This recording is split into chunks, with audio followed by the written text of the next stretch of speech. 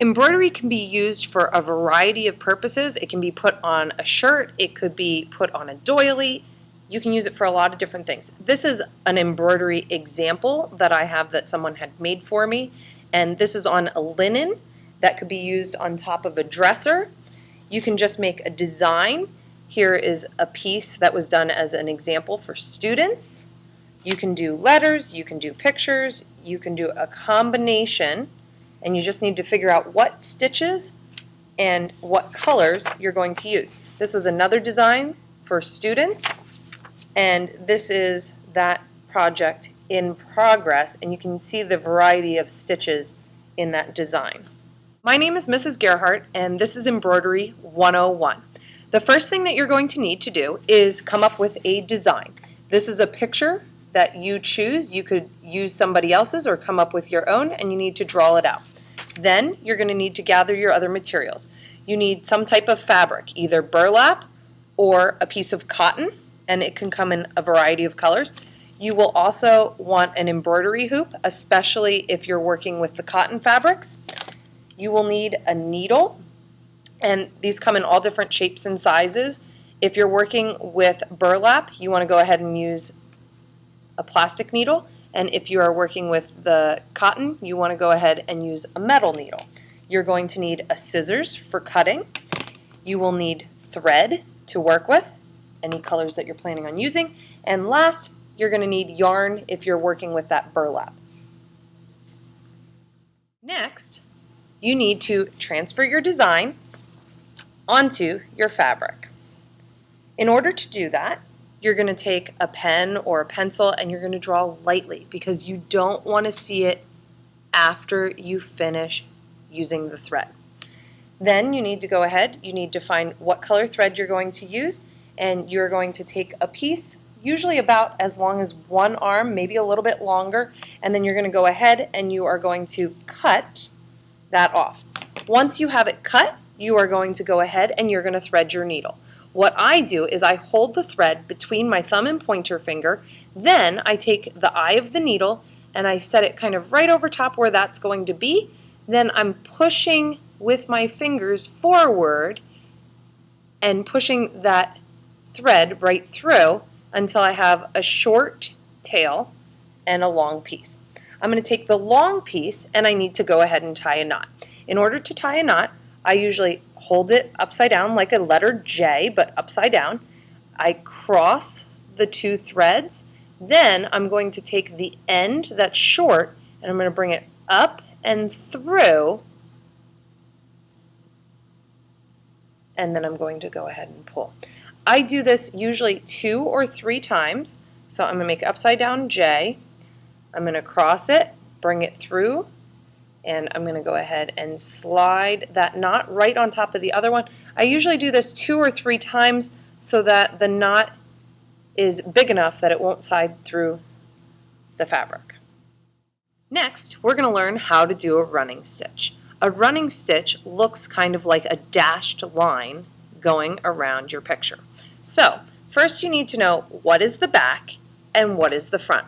Anytime you're starting, you want to start on the back with your needle and thread, and you're going to push through to the front. So the top is the front for me right now, the bottom is the back. And I'm going to pull through until the knot is right up against the edge. Then I'm going to go ahead and I'm going to go back down, and then I can continue to pull through. As I'm pulling, I want to make sure that I'm holding on my needle and my thread. That way, the needle doesn't come off of the thread. And a little saying I use with my students is up, down, knot around, and pull. And then we keep doing that. So up, down, knot around, and pull. And you can start to see our running stitch showing up. Up, down, knot around, and pull. Notice, you want the stitches to be nice and even, as well as the spacing in between each of your stitches. Next, I'm going to show you how to do a back stitch. With a back stitch, you're going to start very, very similar to a running stitch. you need to do one stitch first. So I'm going to start on the back. I'm going to go up, down, knot around, and pull, okay, until my knot is nice and tight up against the burlap. Then for the next stitch, I'm going to go up, and then I'm going to go down and back to fill in the open space so that you will see it makes more of a solid line. Then I go forward to come up, back to go down, forward, up, back, down, forward, up, back, down. And I'm going to continue stitching, trying to make nice even stitches as I go along the line in my picture. Up, forward, back, down. Last, you're going to do a satin stitch. A satin stitch is used to fill in an area on your picture. It's just a stitch that goes across instead of going around the outline of that shape.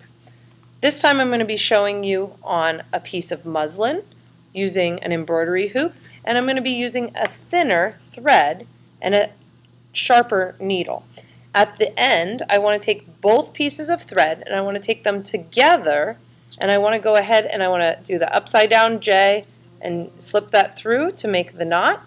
And I want to make a big enough knot that this isn't going to slip through from the back of my fabric.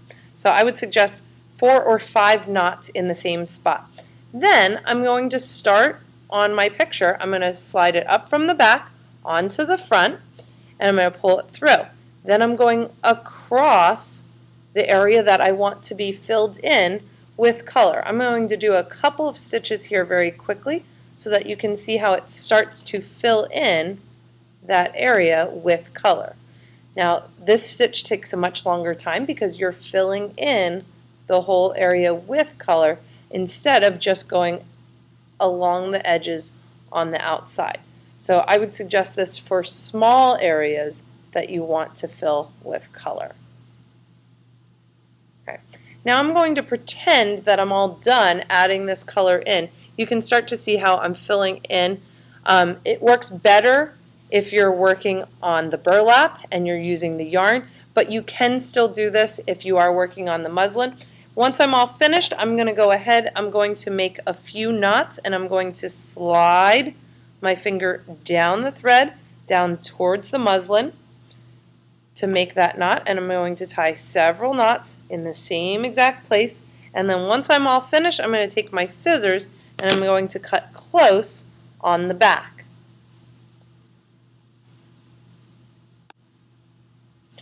Thank you for joining me for Embroidery 101.